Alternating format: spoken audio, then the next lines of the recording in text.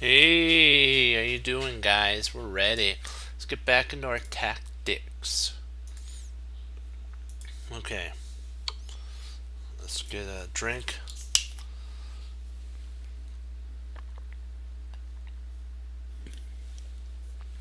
Let's get it going.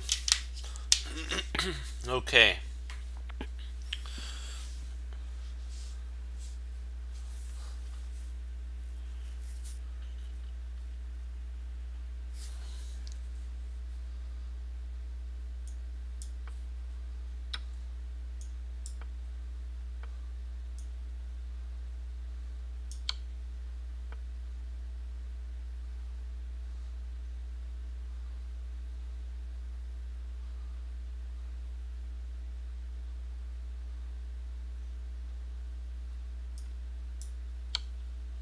Let's see.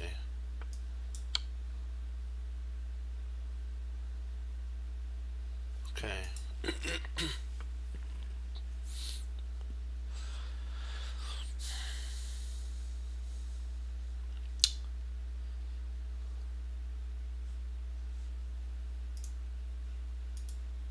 All right. So A4.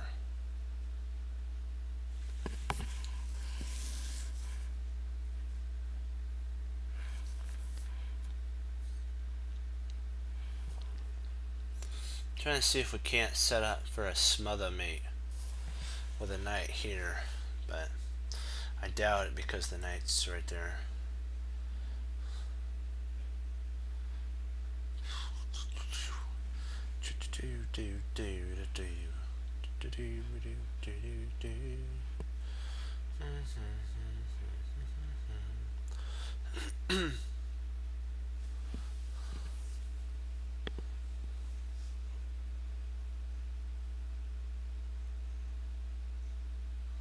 Let's see. Rook takes bishop. Queen.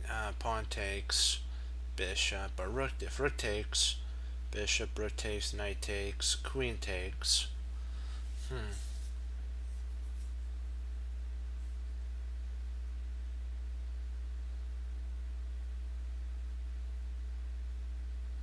Trying to see if we have any setups for a sacrifice. Here, if we sacrifice some pieces, do we have enough? Do we have anything for it? Like a rook takes d3.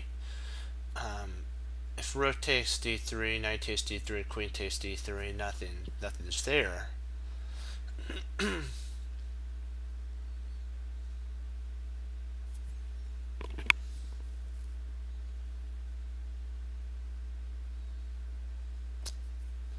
Let's see if we play bishop takes knight, bishop, knight takes knight, bishop takes knight, knight takes bishop. Hmm.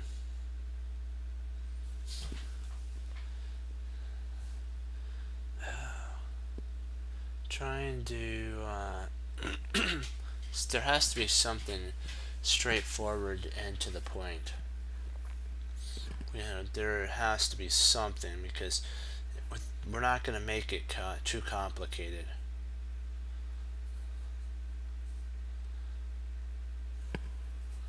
Let's see what knight takes pawn, knight takes c2, bishop takes c2, rook takes c2, and if bishop takes d1, after we take the rook on d1, what do we get after that?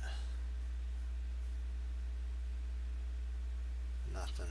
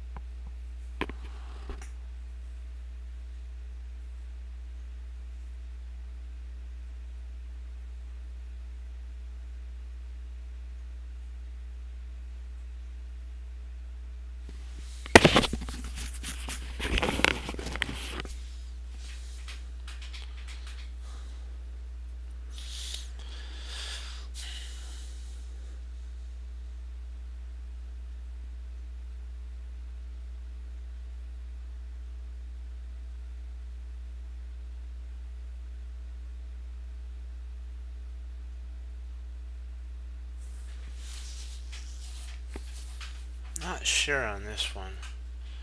We need to just take a second and think about it.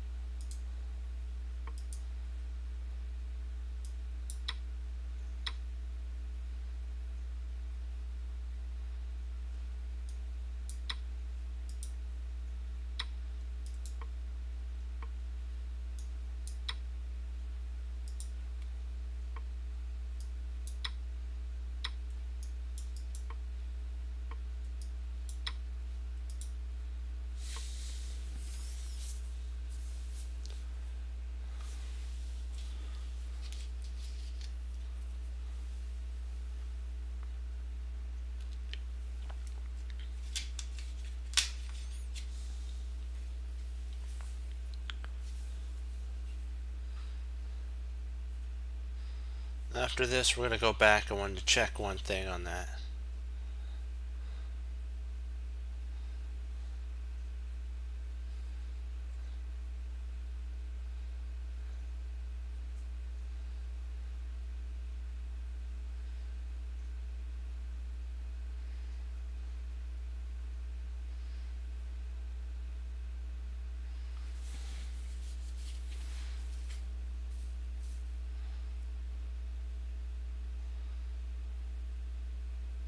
So bishop takes, bishop on h3 check, and if rook intercepts, we first check with the king, and then we could play straight up bishop takes, rook, pawn takes, check, then king up, and we grab a rook. I like this move here.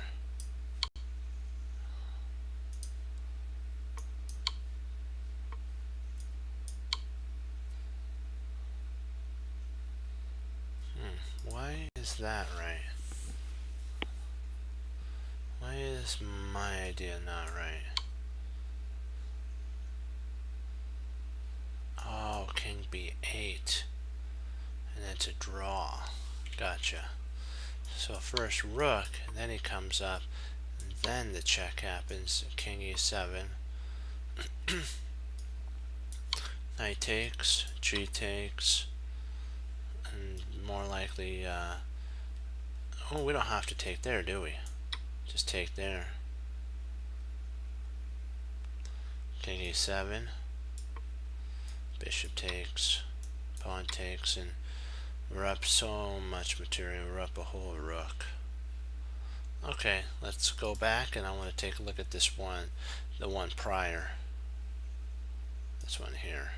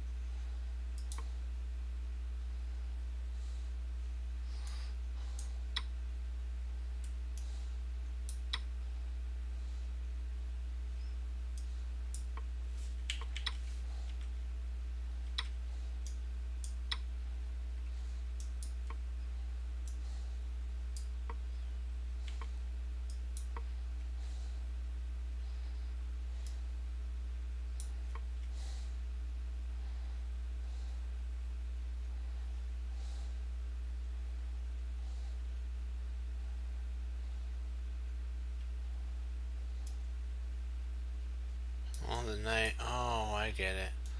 Because then we pick that up. Gotcha.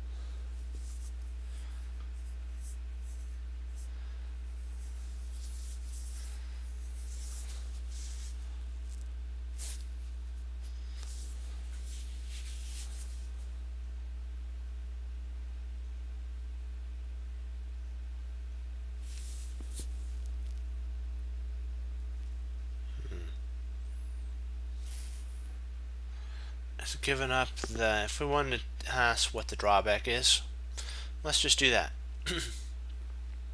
They have 6 pawn no longer is defended.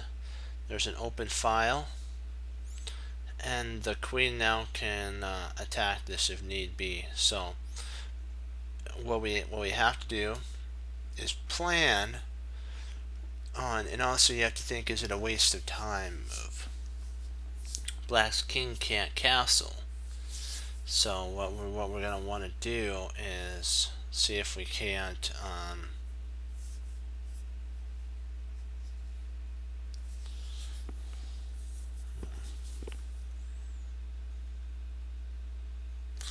Let's see if we can't find a weakness in that structure. Trying to figure out what can we play here though.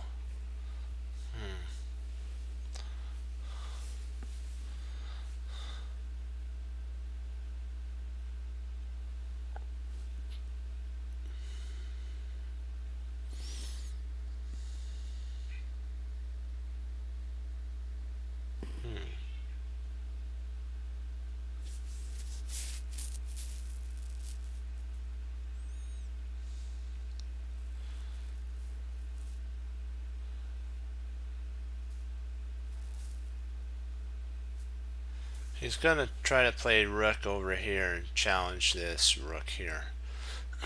So we have to move fast. Queen C2 is a big move. We're now attacking this pawn here.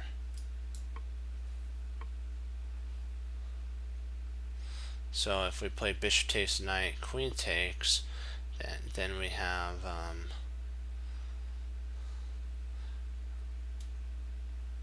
queen takes g6, queen can intercept, the king's got to move. Is there anything better than we can do though?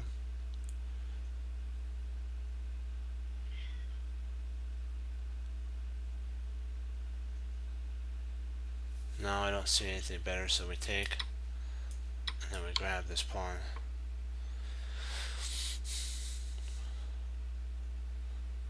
We actually can pick up a bishop now with rook there. We're forking the 2 pieces.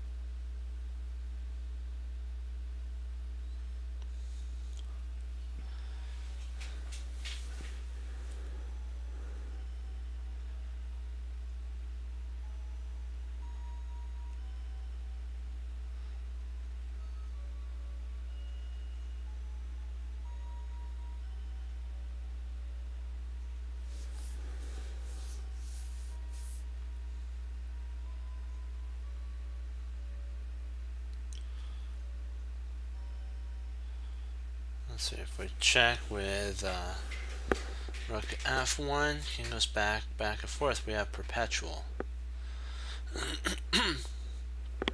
I don't really see any win because if we try e1 check, he just goes back and forth, and then we don't have our check anymore. He can just go to e2 and he's safe. No more checks.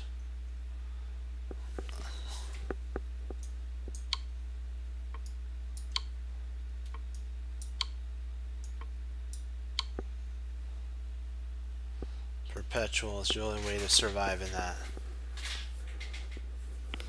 There was no way of winning. A draw was actually a draw was a win in that situation. I mean.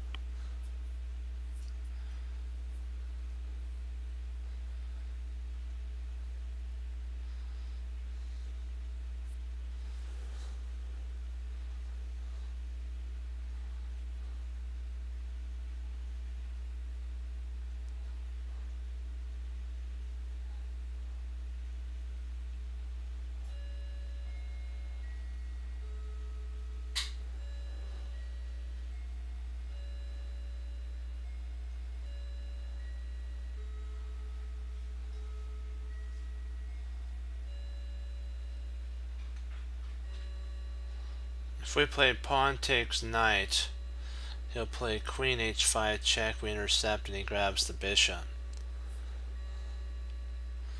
And he's already he'd be a whole pawn up in that line.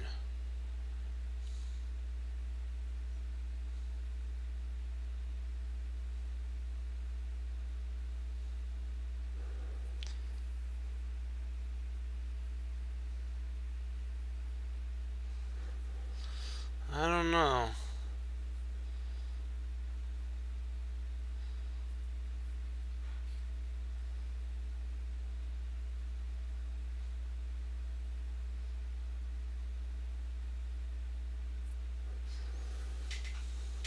I think they're just so evenly matched that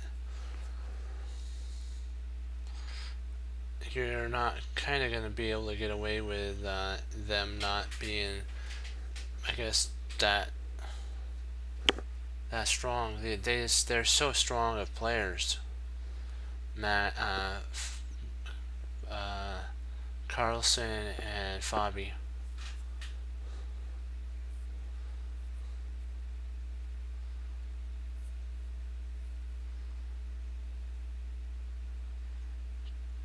See, if we actually play D takes e4, he'll play queen h5,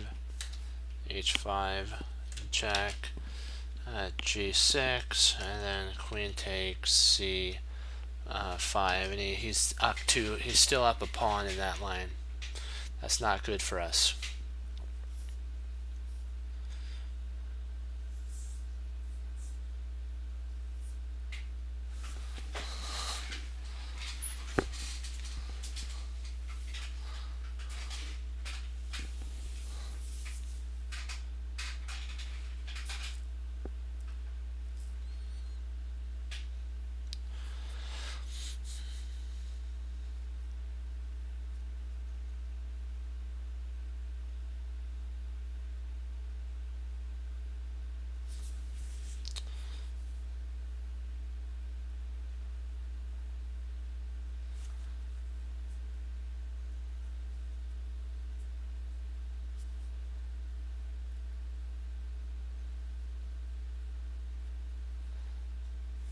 And even if we try to pin the knight, and let's say queen h5, so let's say rook e8, queen h5. Well, maybe we can actually hide after that, and we pick up a piece. Maybe we actually hide. That might actually be the move, because I believe this is how this works. If I'm not mistaken, if we play here, he's got here. We come up, then he grabs that. And he's up a pawn. If we try here, we play here. He plays there, and then he grabs a pawn with check.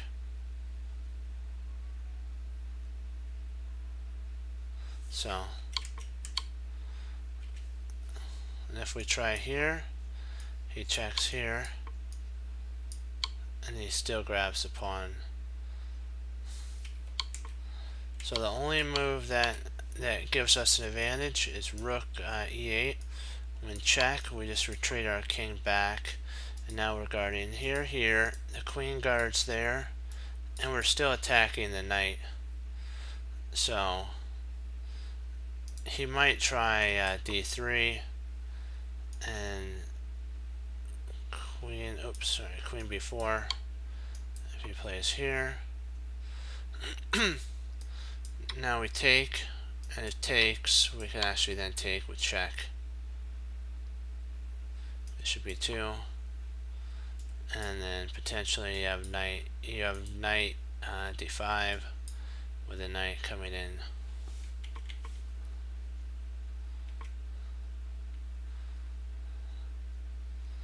Knight e5, and you also have here, if he castles queen inside, you have bishop g4. So you got a pretty good attack going there.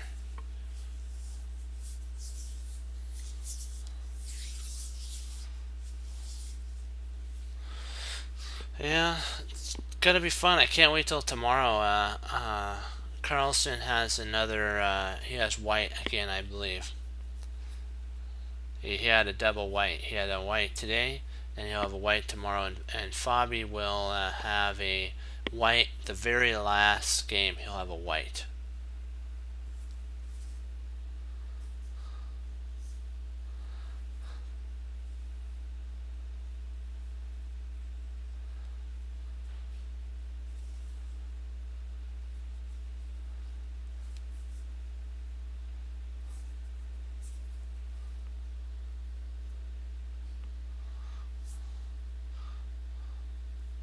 I have a feeling it's going to be determined by the blitz and rapid, because they're just so evenly matched in a classic, both Fabi and Carlsen. Then it's going to come down to a playoff,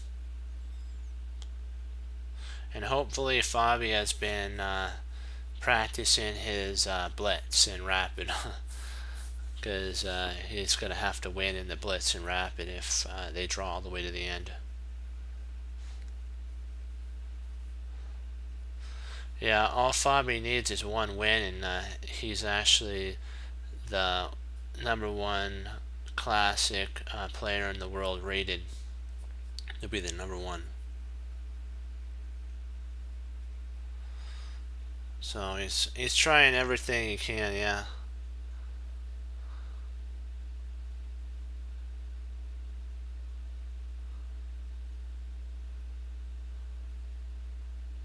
Huh. Yeah.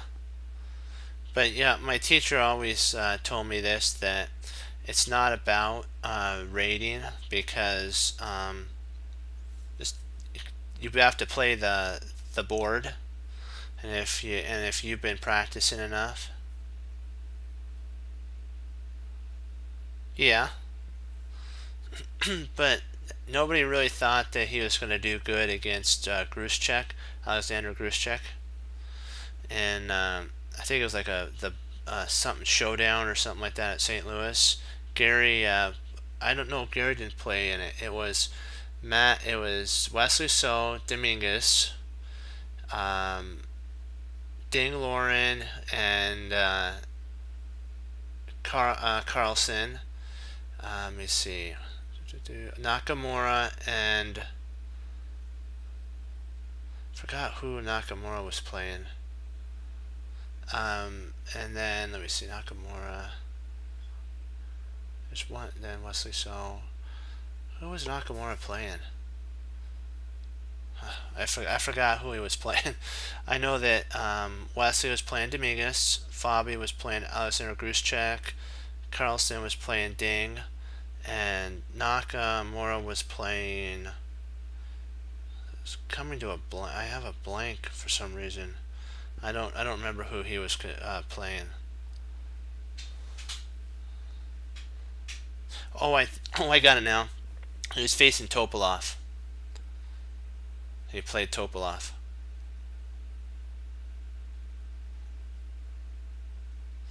And Wesley and Fabi came back when they were like, I think it was like 8 or 9, 10 points behind.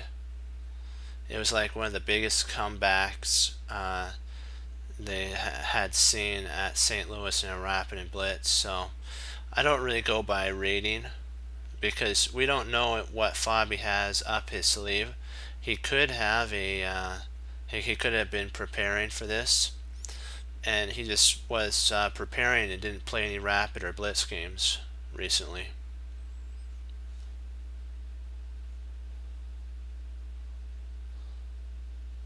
Oh, so if there's a decisive result, they will skip. Yep, exactly. It all depends on who gets to 6.5 first. Whoever gets to 6.5 first gets a wins. If it's 6-6, then they go into a Blitz and Rapid. Let me see. What are we missing here? Is it Castles? I'm not sure if we castle Kingside, he'll play Knight Takes. So I don't like that very much. I don't like that at all. And if we try A3, he'll play Queen takes B2.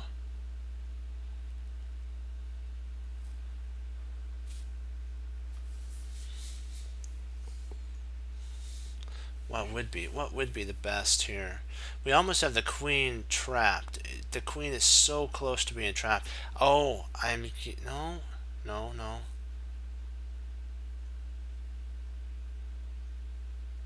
I'm feeling burned out.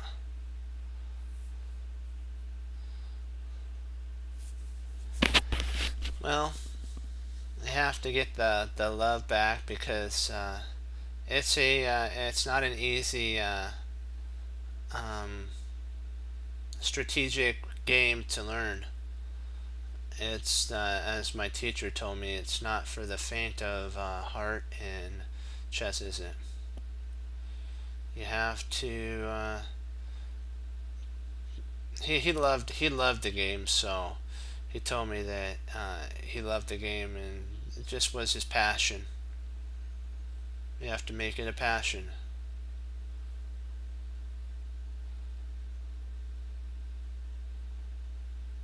Yeah, burnout happens to all chess players, and I guess maybe that's what it's going to end up being. Maybe the factor in the Carlson Fabi game is maybe burnout. Who has burnout first? I guess that's the best term I could think of.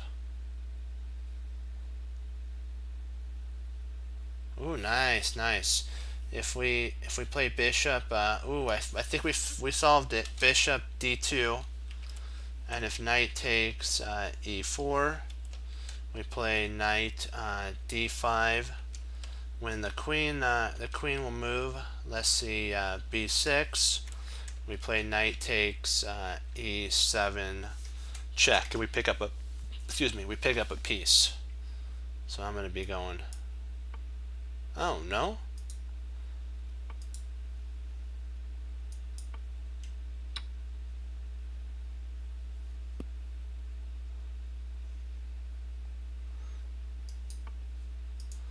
what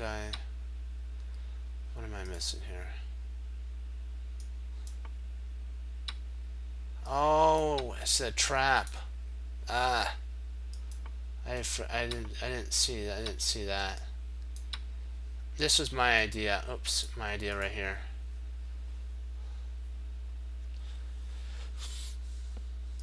I saw this here, queen up here, then I could pick up the knight. I mean the bishop would check. But I did not see this one bit. That's interesting.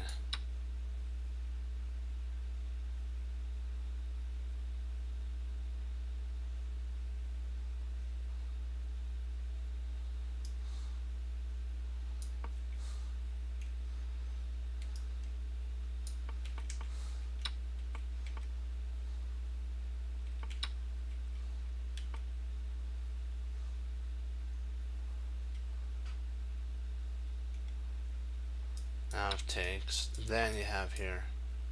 Then the queen is trapped because I felt that the queen was trapped.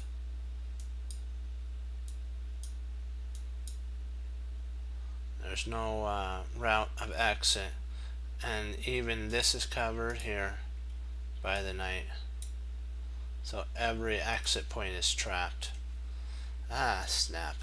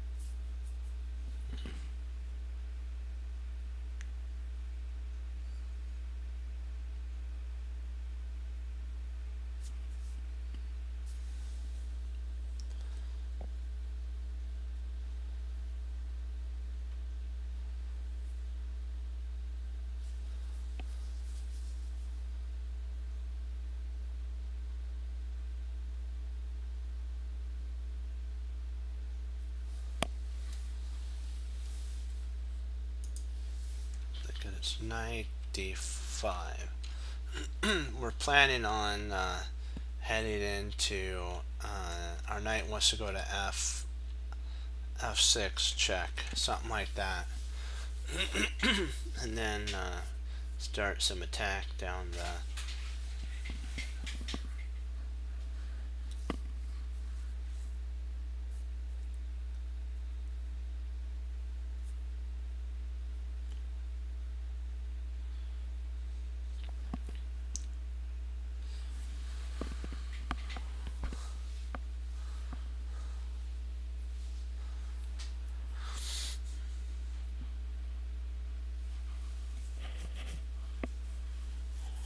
Excuse me.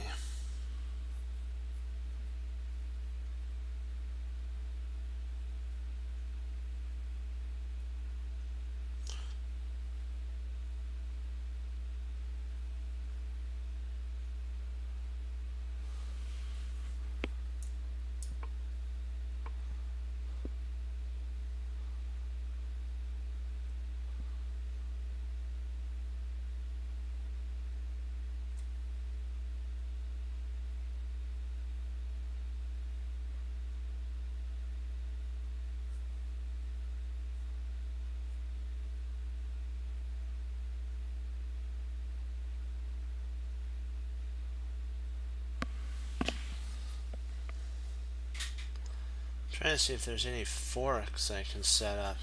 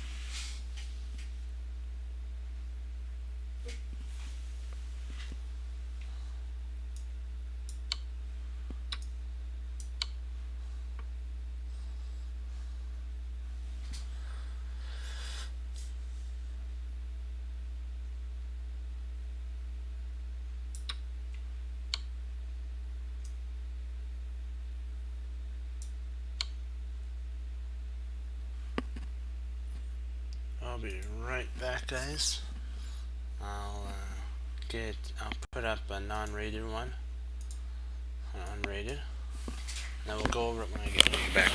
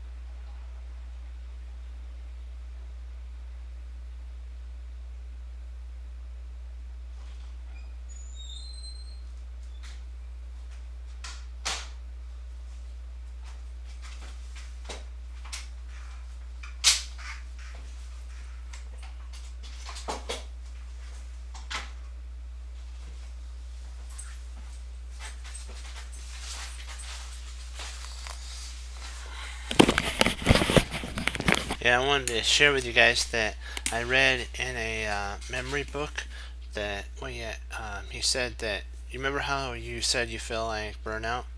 There's three stages. There's being okay with where you are, there's getting a little better, and then being okay.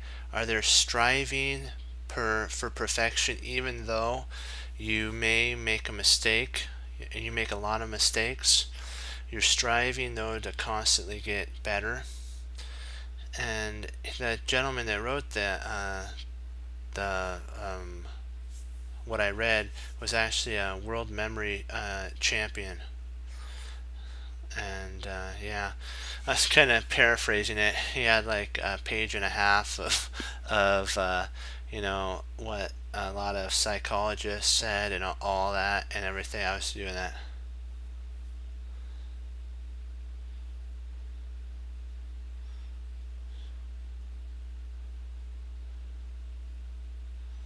Yep, exactly.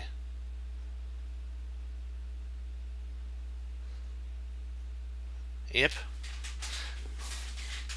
Yep, that was him, and he at first didn't do the best.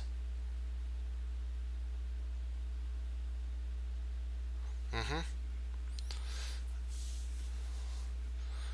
Then you know exactly that burnout is like a lot.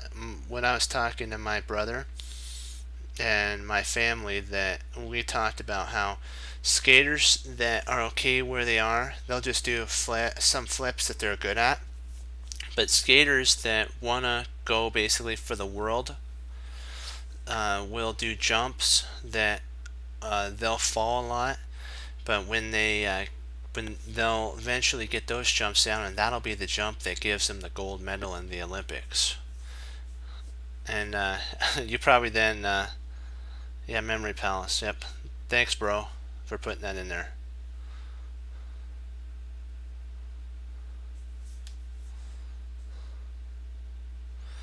And that's basically, it's you have to push yourself to the limit of, they call it failure. I don't call it failure, but just push yourself as far as you can.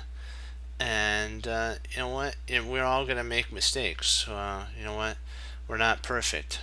That's there was only one who was perfect. So,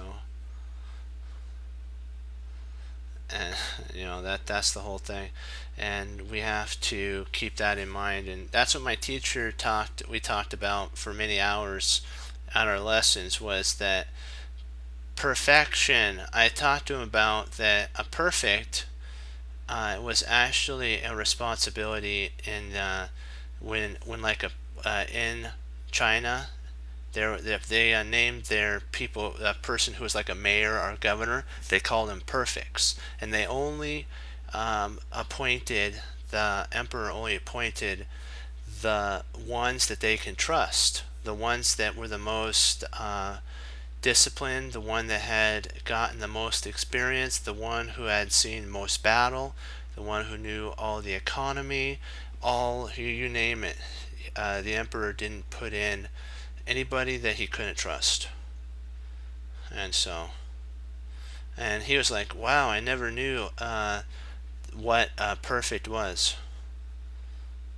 Because I typed it into, I looked it up in the dictionary, and I was like, I was surprised as well that that's what it actually meant. It was really cool. Okay, let's see here. I'm trying to see if Queen Queen H7 check might not lead to something for us. Let's see, Queen H7. If we played Queen H7, he's going to play King F8. Do we have really anything? Well, we could potentially, after that, cut him off, which means we could play Rook E1 and then potentially checkmate him, but he might come back to, no, he can't come back. So we can actually cut him off by Rook E1 because the queen's here. So queen here, King F1, and then we play Rook E1. Rook E1 guards this, the queen guards this, and this. So all these squares here, all we need is a check and we got him. He might try intercepting though with his bishop. That's the only sitch I kind of see.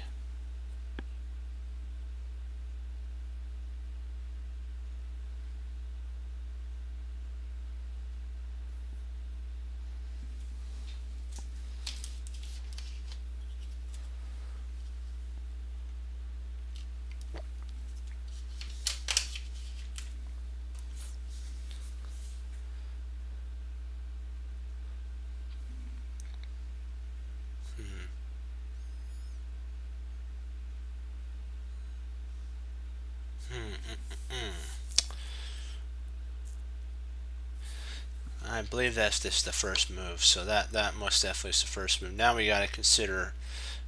Sometimes if you don't know the whole line, just put the first move in, and then you kind of can see what the engine's going to play, and then you can make a line based on that. So if you know what the first move is, just play the first move, and then you kind of can make a whole nother plan off that.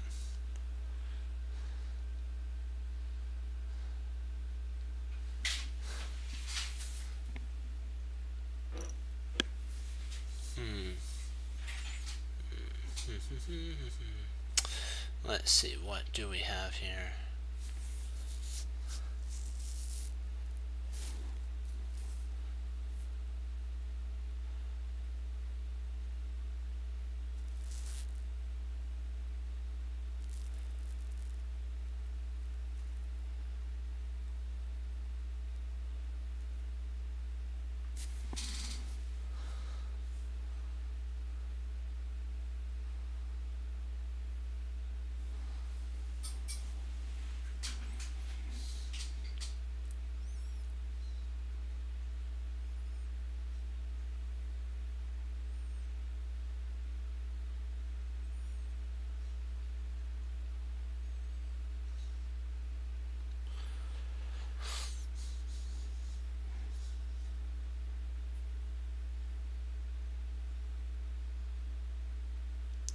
Gotta push yourself to the limit. Yeah. Let me see here.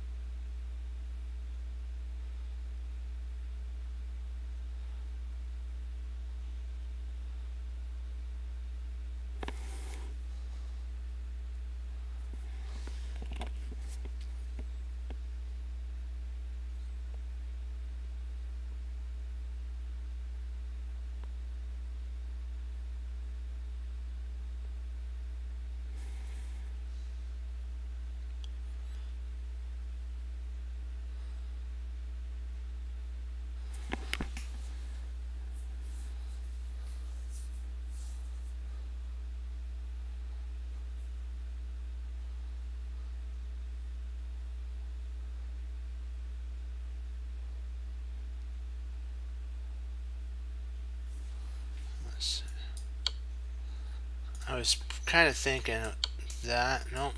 Let's see if this idea is right. Yep.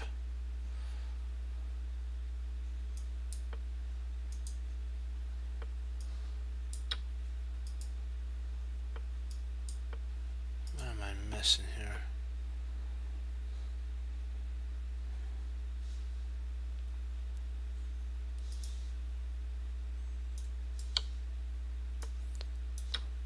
Oh, it's a pin. Oh wow! I didn't even I need to calibrate that analysis there.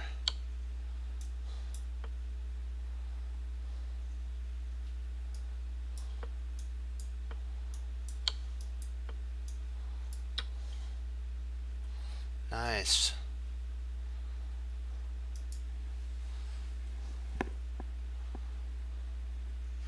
You're not gonna always get them right. Like we started out at 1900, then we moved to 1000.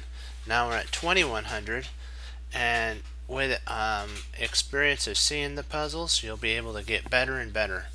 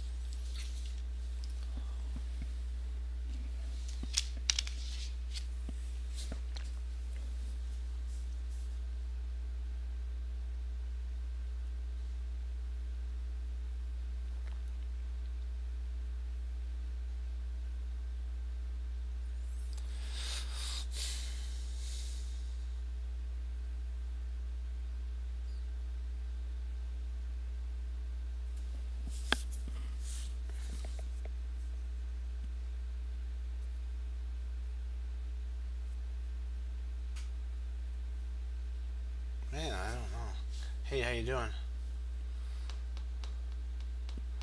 Boy, this is a headache. For some reason, I can't visualize this. If you guys have any ideas, I'm willing to. All I see is is this knight f6 check. G takes f6, and bishop takes f6. I don't know where to go from there though. I want to mate, but how do I do it?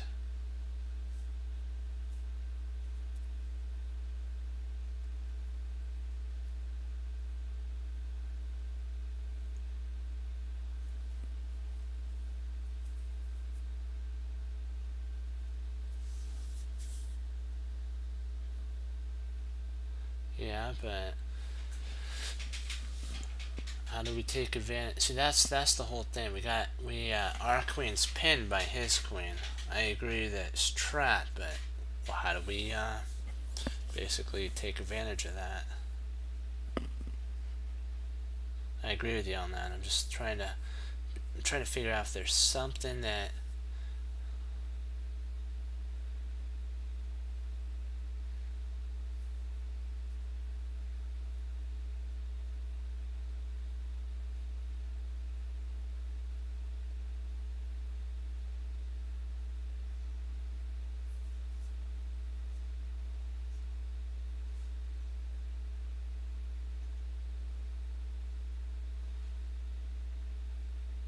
Maybe bishop f6.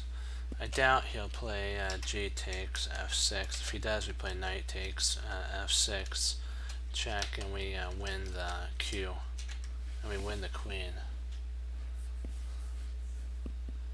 But I don't think he'll do that.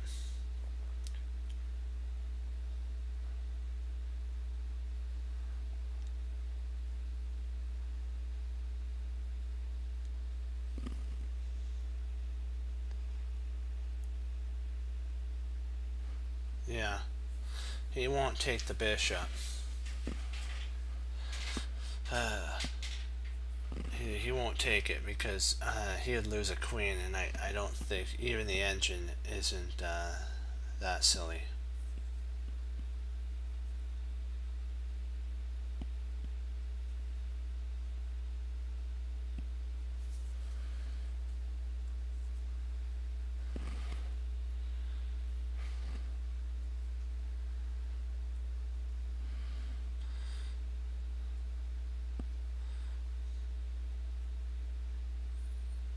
Well, he can actually, I believe, if we play knight g3, he has either queen g6 or queen g4. So I think he can play those two moves.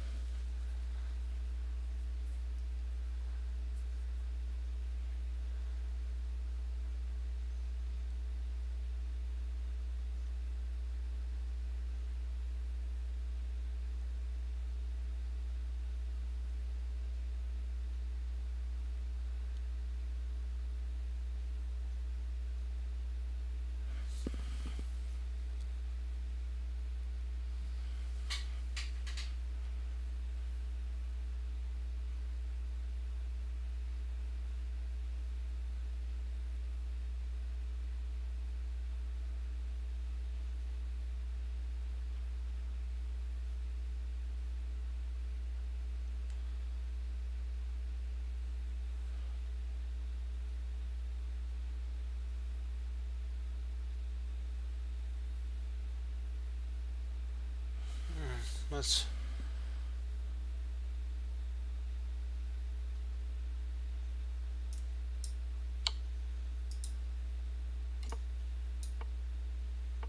Huh.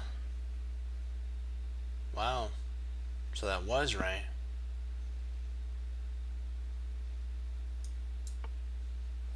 I gotta ask a question. That was right. Nice find there. I just don't understand why doesn't the, oops, not that.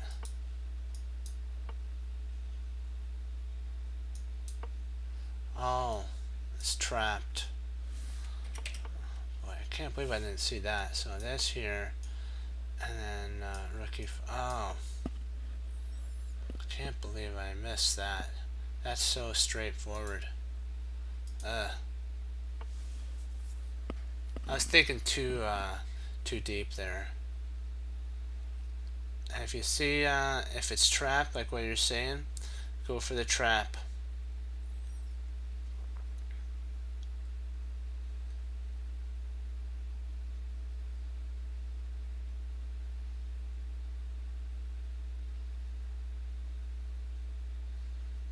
Let's see, rook e4 check, bishop intercepts check, king moves, we take. Let's not waste any time.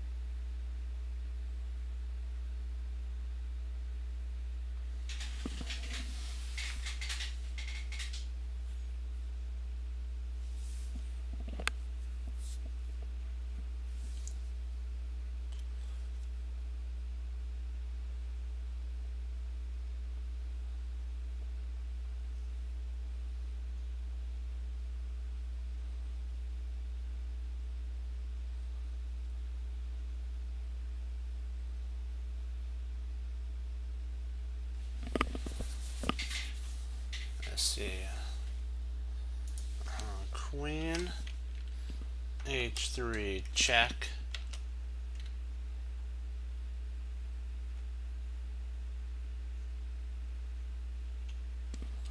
King f7. Queen d7 check. King f6.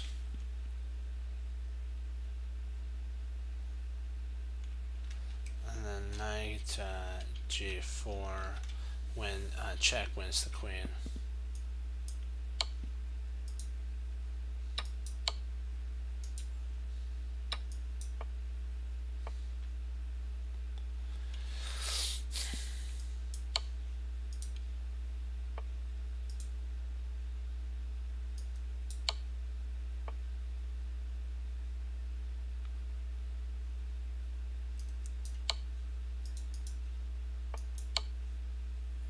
I have a question about that.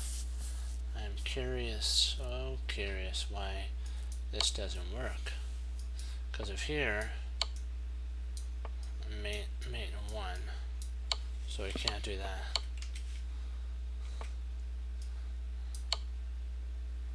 Oh, g8. You can play g8. G8's not good. G8 is bad. Okay, I'll be right in a second.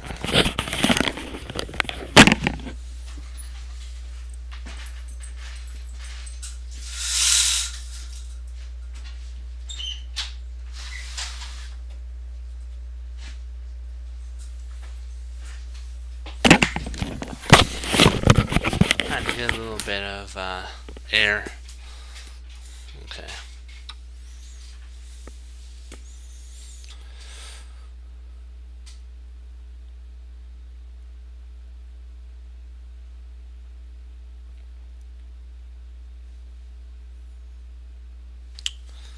Okay. Knight f5 check. King f7. Rook e8. Rook not r. Rook 8 e7 check. King. Not sure. Let's say king move, and we got him.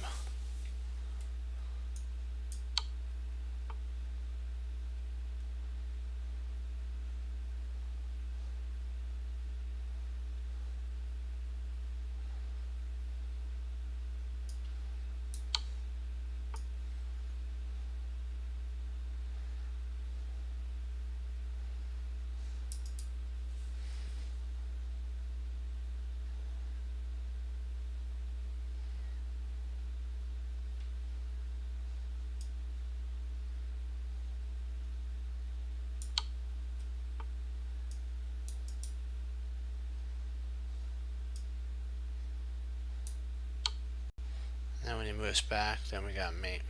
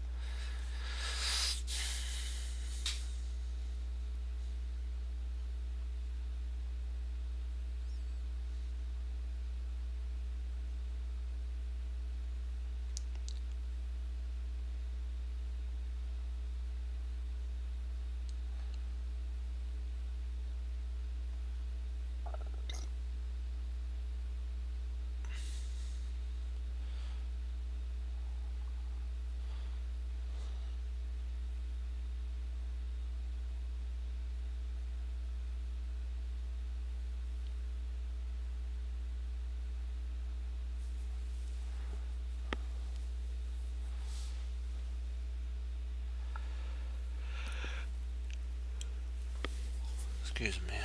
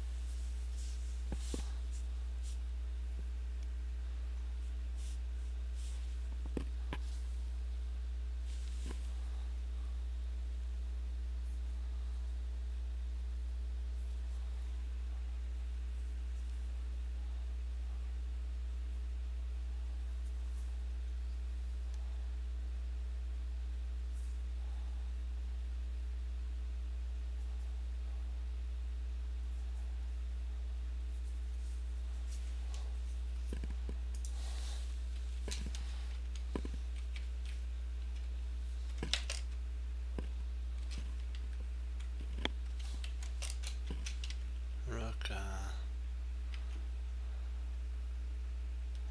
f6.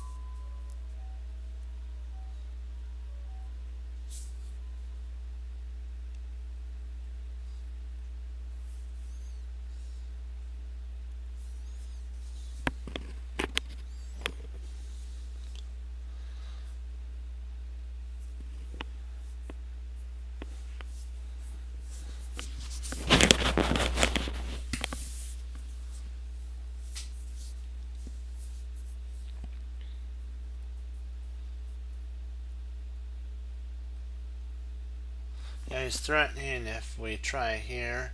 He's threatening to take here, so maybe it is here.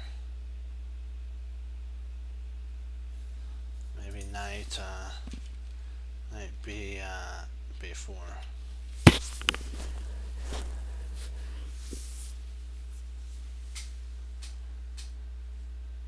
I think we win a bishop in that line.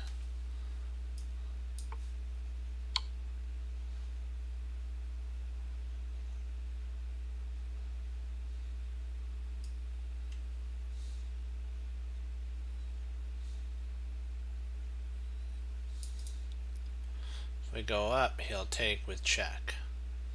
So no, we don't want that. We want to play king g8, and then if he plays knight here, we just grab it with the bishop.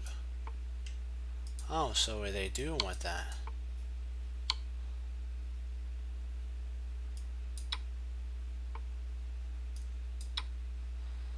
Huh. I wanted to check that out.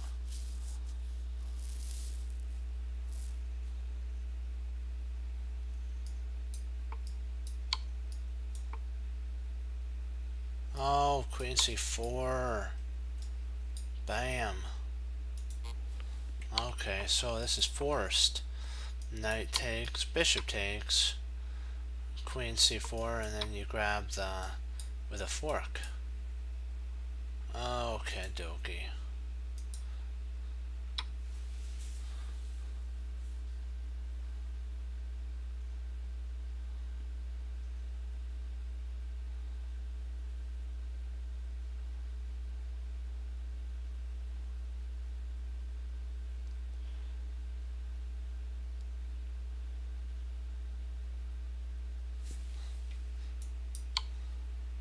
That's the first move. Of course.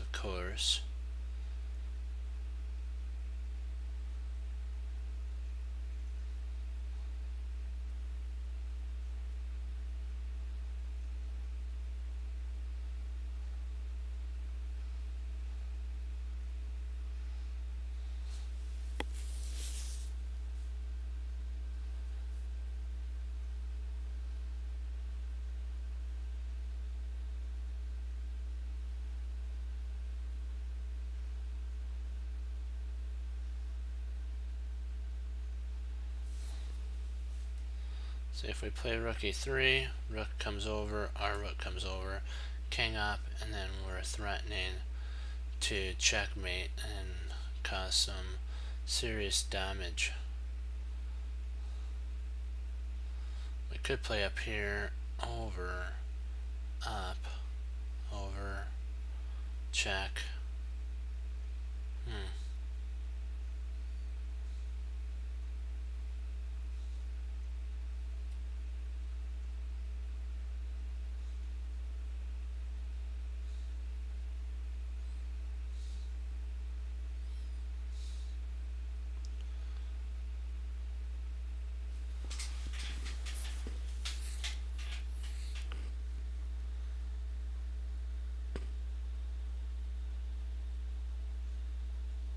Huh.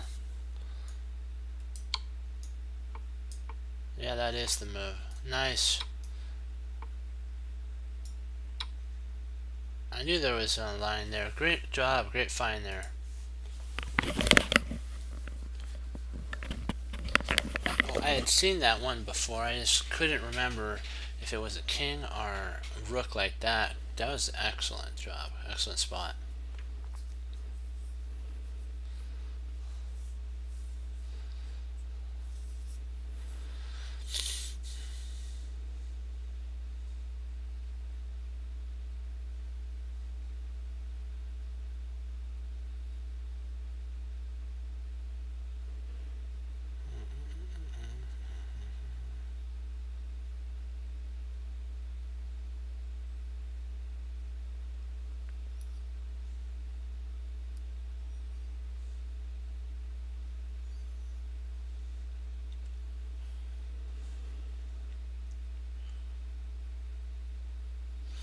Queen a5 is interesting.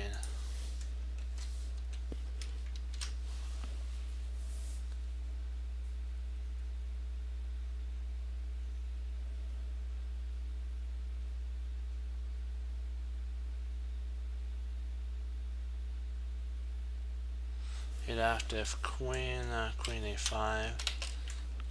He'd have to play queen e3. Queen e3 at that point.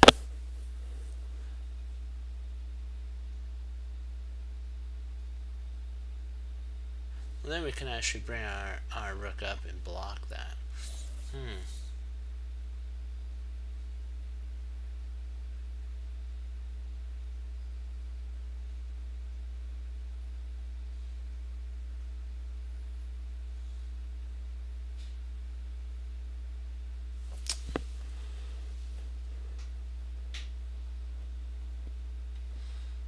So queen a5, queen e3, and rook c3. And I believe that really stops a lot of his counterplay.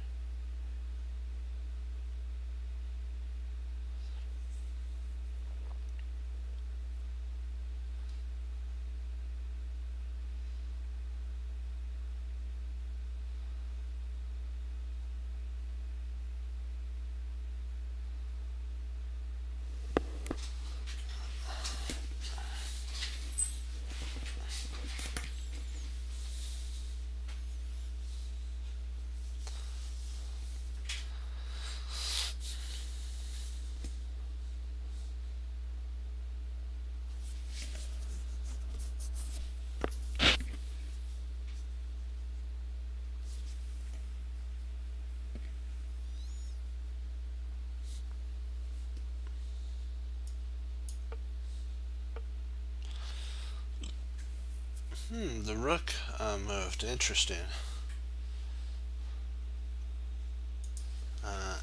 knight f, knight c3. Threatens mate.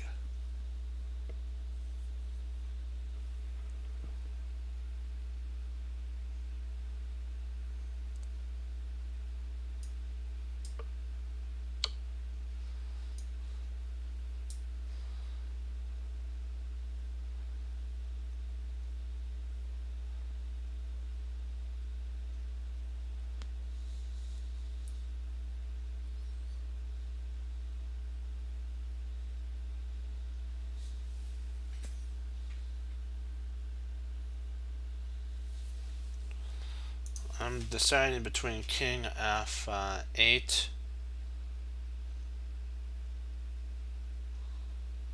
f8 or king takes f7. Not sure which one.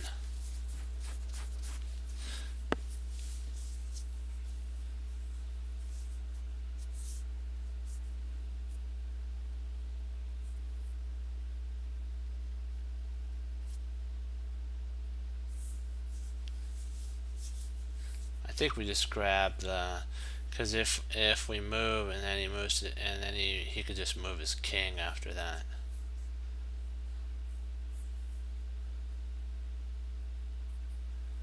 And there's no more threat. So yeah, let's just grab the let's just grab it. And now we grab a pawn.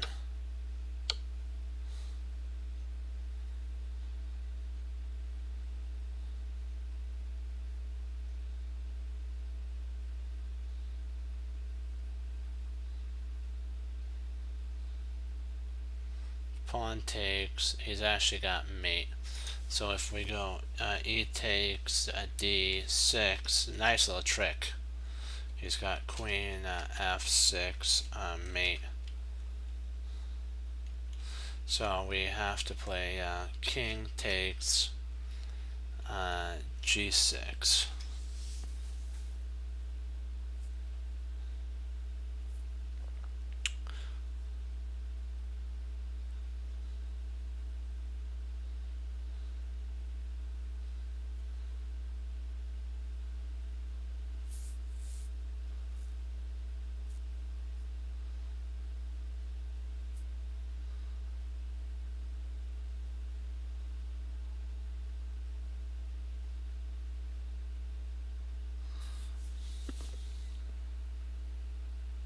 Or do we just move, or do we do king g7 and just get, and then beat it? I'm thinking, because I'm thinking that if we play king takes g5, queen d2 check, and we're kind of in a little bit of a quagmire, or even better,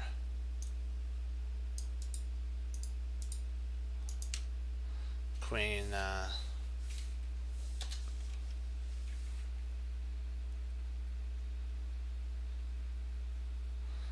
and he threatens mate. That would be threatening mate if we did. Well, no, he can't do that. So I think the only move that is, well, no, then he'd have mate. Wow, we can't take king takes g5 because h4 is mate.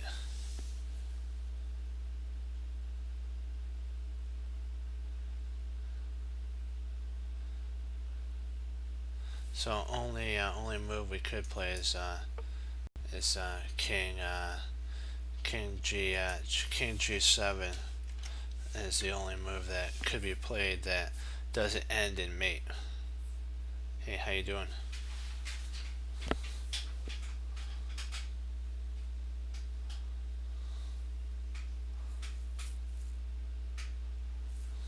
We'll go over a Magnus Caruana game.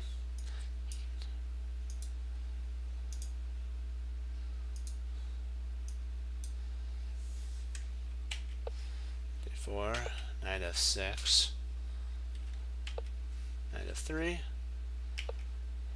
and D5, C5. Wow, very it's like a French almost. Almost.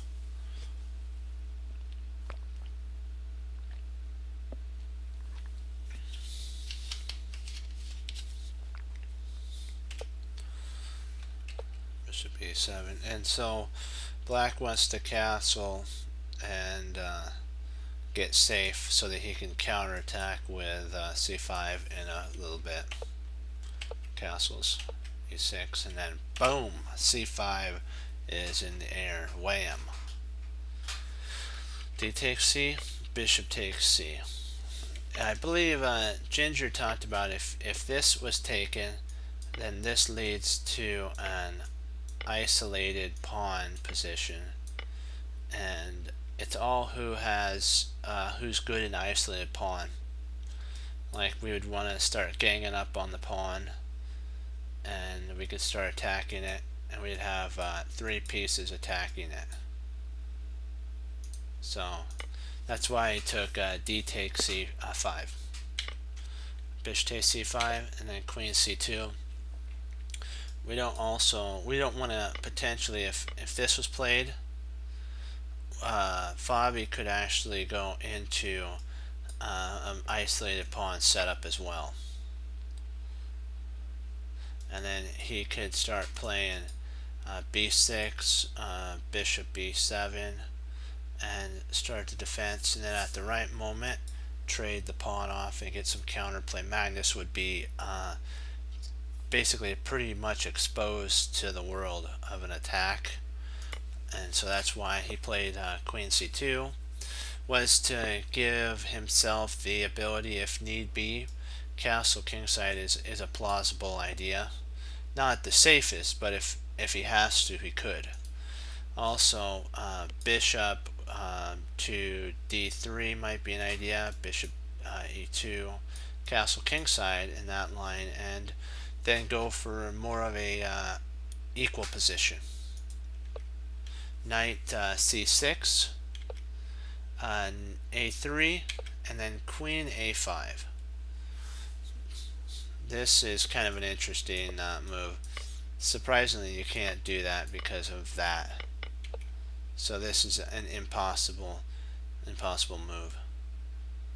You could even potentially play the knight and then takes, and then if the knight intercepts, wham, you have another bishop attack. So more likely the queen would have to move there, and then the king would take, because if the knight took, boom, would check. So you have to always be on guard for those little tricks that come up. This would be a total losing move. It'd be game over at that point. Not totally game over. It'd be a pretty big, sizable disadvantage for Magnus if he played b4, which of course he didn't get to be world champion by falling for these moves here. Queen d8, excuse me. Knight to b3. This is to kick the bishop out, and play bishop b6. And this is really an interesting setup, because there's really no need at this moment for Magnus to castle, because he, like we said, he can always castle queenside.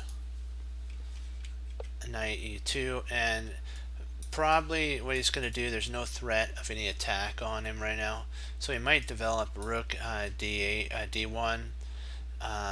Maybe Fabi will play bishop d2 or d7, which actually doesn't do anything, but I'm just saying though, then castles, and potentially then you have an attack, but that's just some idea.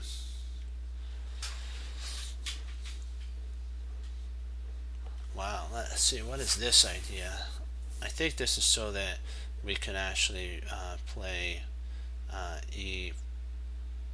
Is that an idea?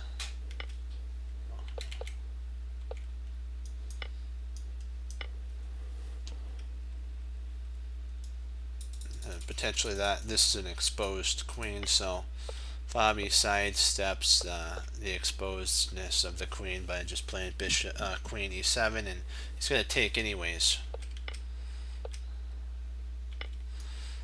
surprisingly, this move is losing.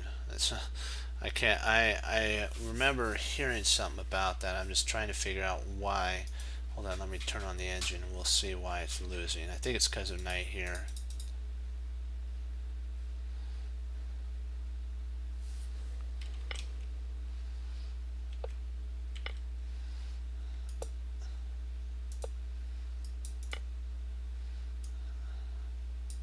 Oh, it's bishop. Oh, it's development, and then he sacked a pawn but opened up the position. Okay, gotcha.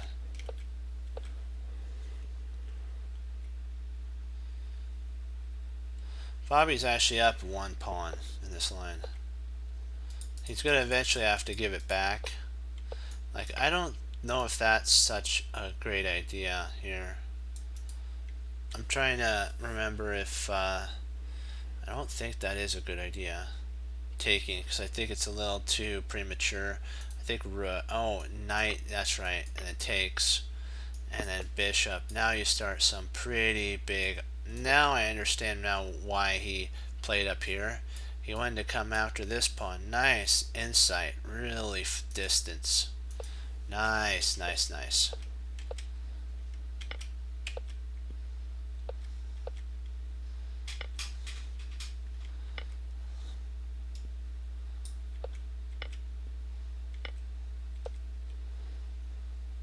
If knight takes, bishop takes, knight takes, queen takes, bishop takes, takes, and now they can actually start heading towards more of a, if this takes here, now we have a imbalance, as Jeremy Silman would say.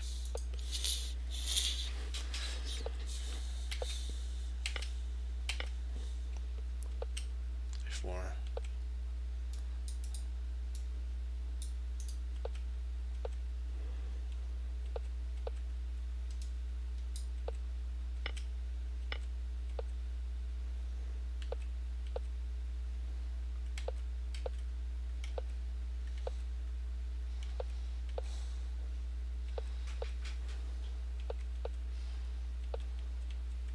And they agreed to a draw because there's no way to make any progress here.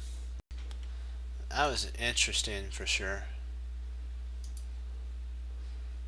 We'll go over a couple more puzzles and then I can log.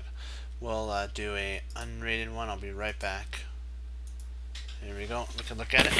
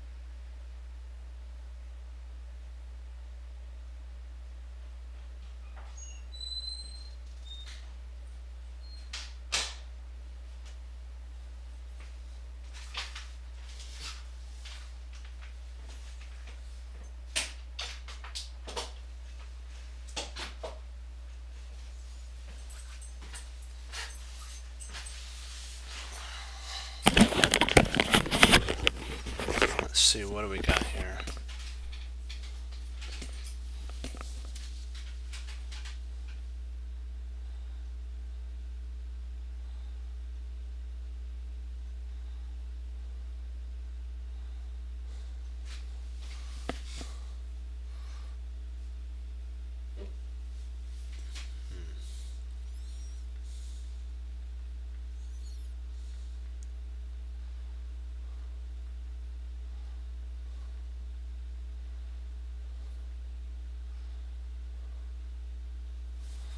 First of all, we check. Nope.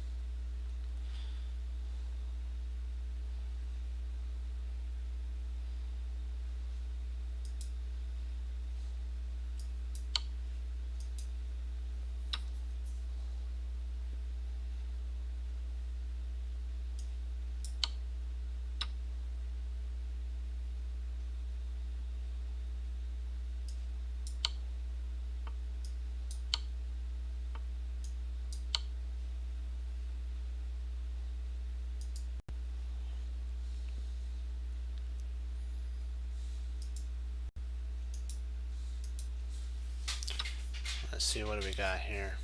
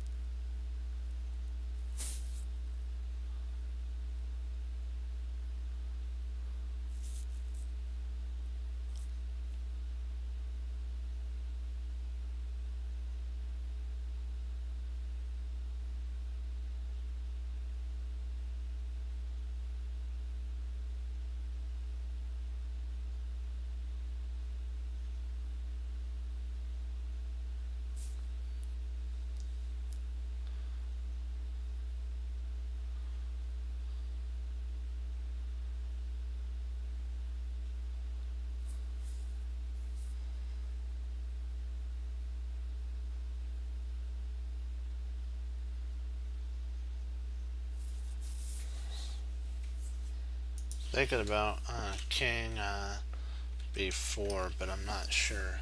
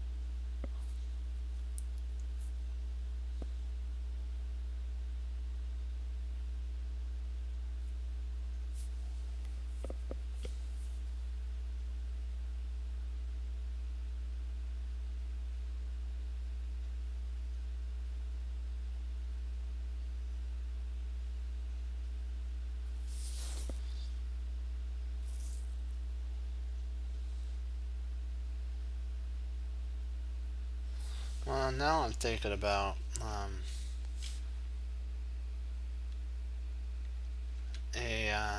a6, b takes a6, king b4, king c6, and then king a5. But I'm not sure if that's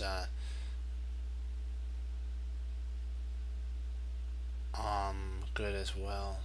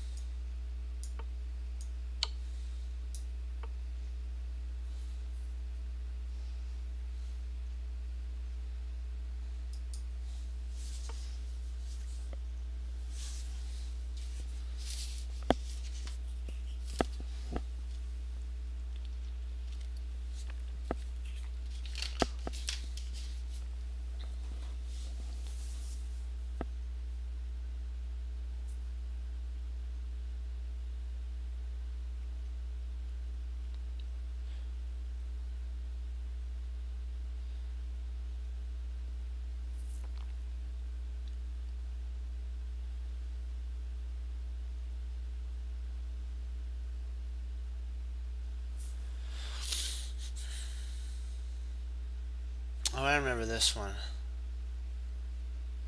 Here.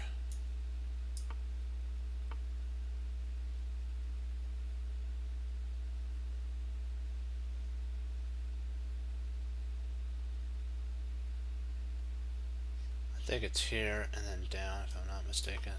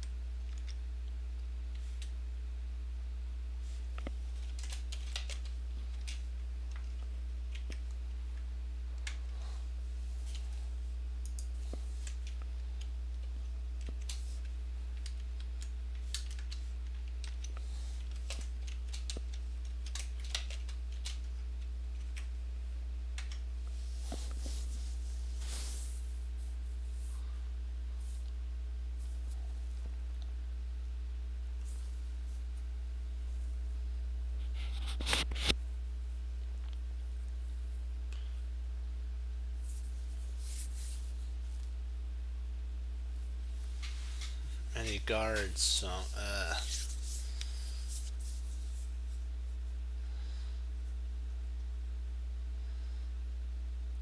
maybe queen d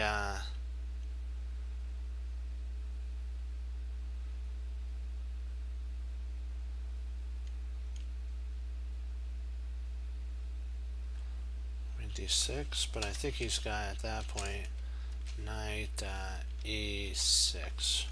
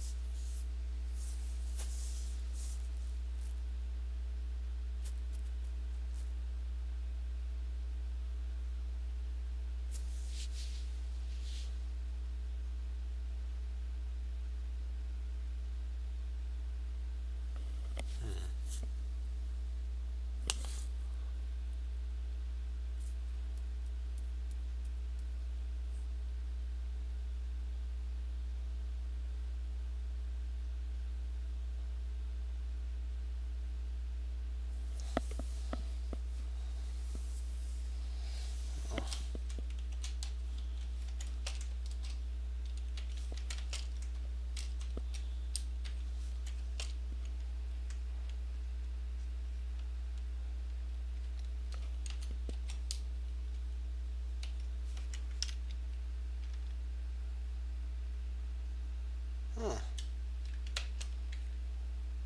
Nice, yeah. Guess that does work, doesn't it?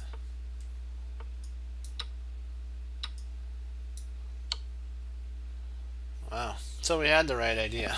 Just had to take it a little further.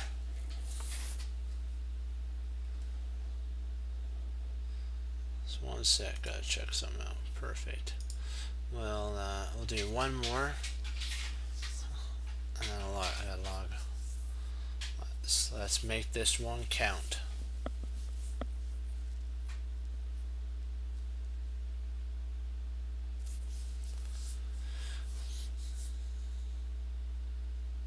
Okay, dokie.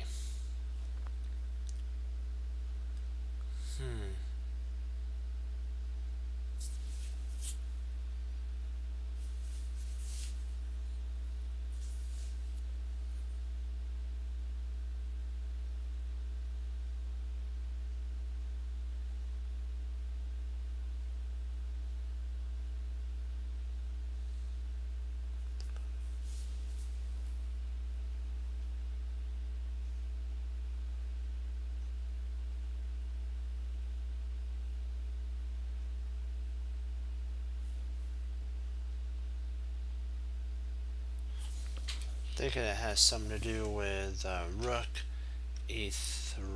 I'm thinking something about that. What do you think?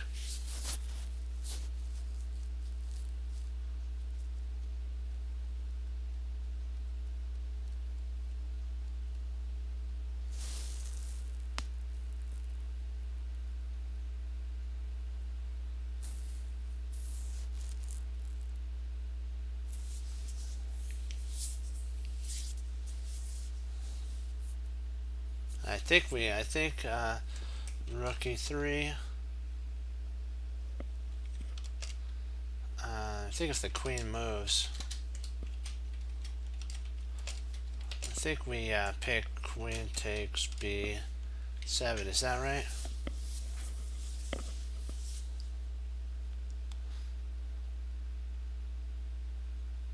Oh, wait a second. That'd be mate. Yikes. No. Rook e3. Bad. Queen g2 mate. Oh boy, that would have been bad. Not good, not good. That would have been bad.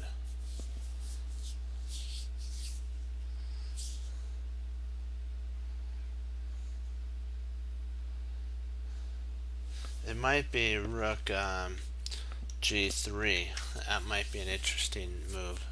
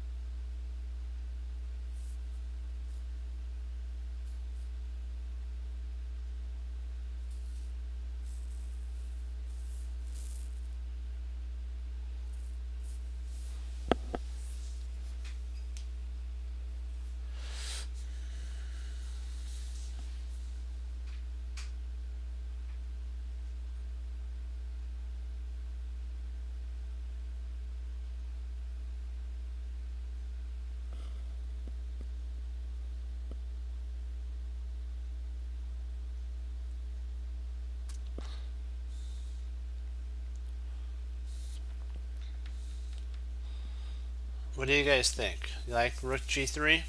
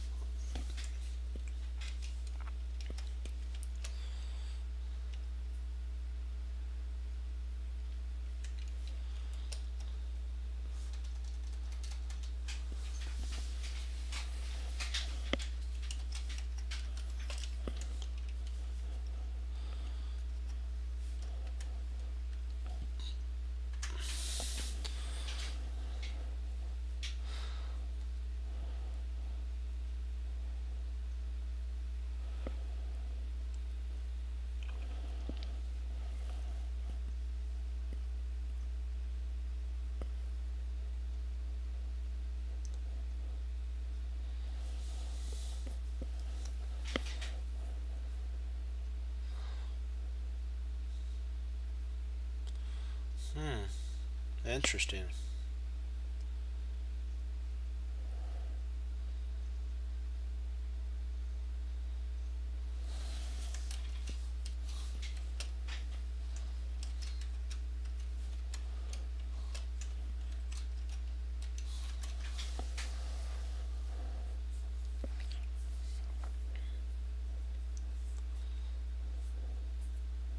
But I don't know, how do we continue though?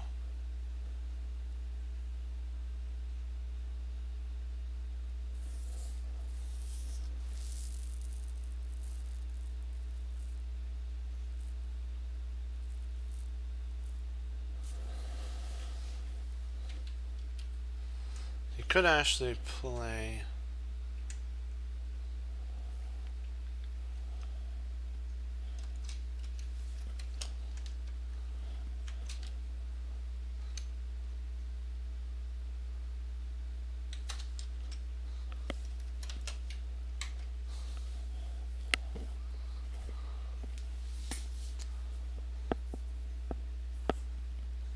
think he holds at that point.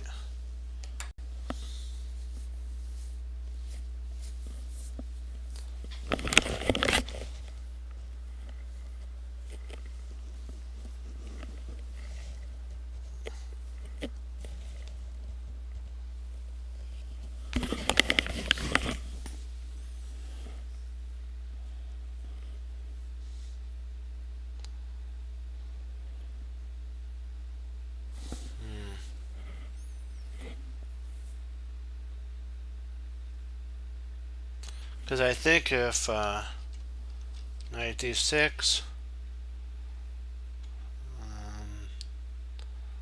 let's see, one sec, I'll be right back.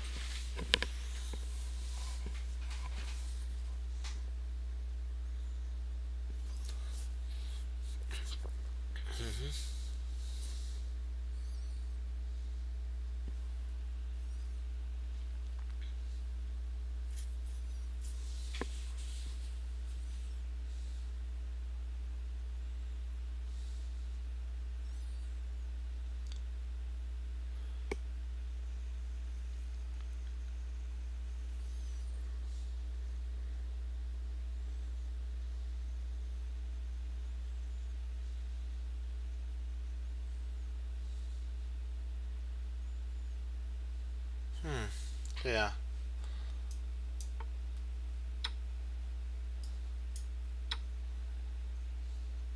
Good find there. Okay, do you guys have any questions?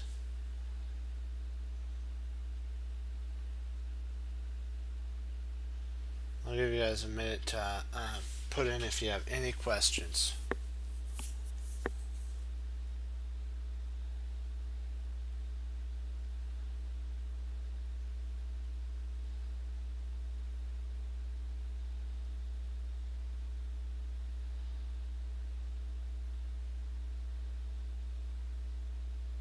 On this puzzle, I mean.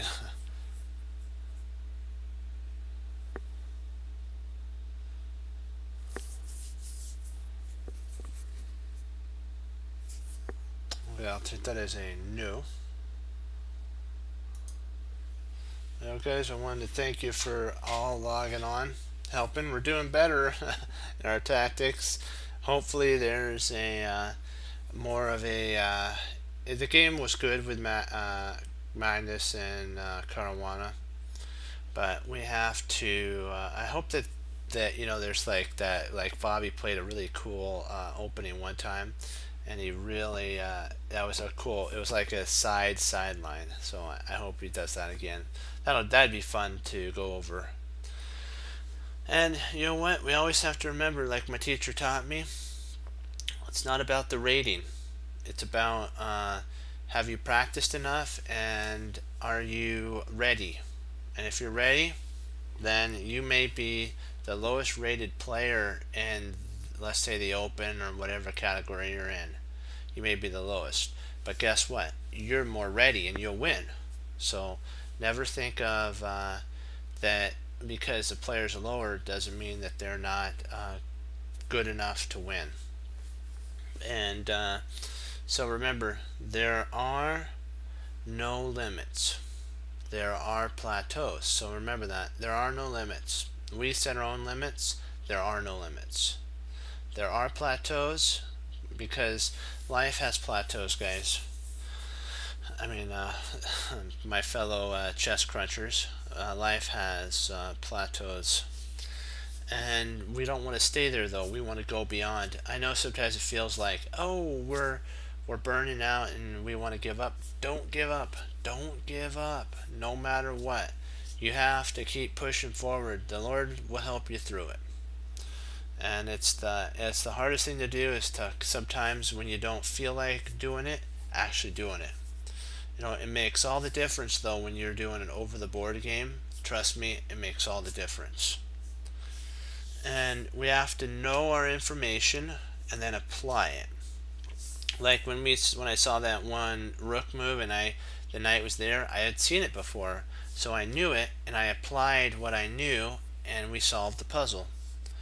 You can be willing to do a lot of things, but unless you sit down and do them, it's just a will. And that's the thing that we have to keep constant in our minds is that we got to always be striving to honor the Lord and keep pushing forward. Yeah, and you know what? You guys are doing great. You're solving really deep puzzles. We're getting better. We're pushing forward. We're improving, and that's every day. Improvement is important. So just remember, great job. 2 thumbs up. And remember what we say. We have to, like a sword needs to be sharpened. Our mind needs to be sharpened, and coal under pressure becomes a diamond. So under pressure, they get to find out who or what we're made of. Are we going to fold? Or are we going to keep pushing forward?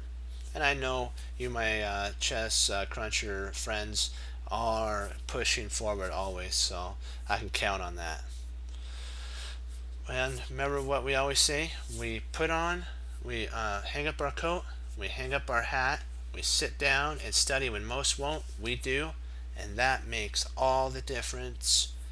And trust me, it will. In the board, when you're sitting down doing a board at the over the board game, you're going to really appreciate all the time you put in. And just hang in there. We're here for you. Just hang in there. Okay, and then I'll leave you with that. As Wesley So says, for the Lord Jesus, as I say, God bless, and I'll see you guys next time on Chess Cruncher TV. Have a blessed morning, afternoon, and evening. Lord willing, I'll be back on tomorrow, and we'll have another Magnus Fabi game, Carlsen Fabi game, and we'll just keep pushing forward and getting better. Keep moving forward. Only learn from your mistakes. Don't dwell there. Keep pushing forward. Great job. Go Team Chess Cruncher. Hoorah. You're doing great, guys.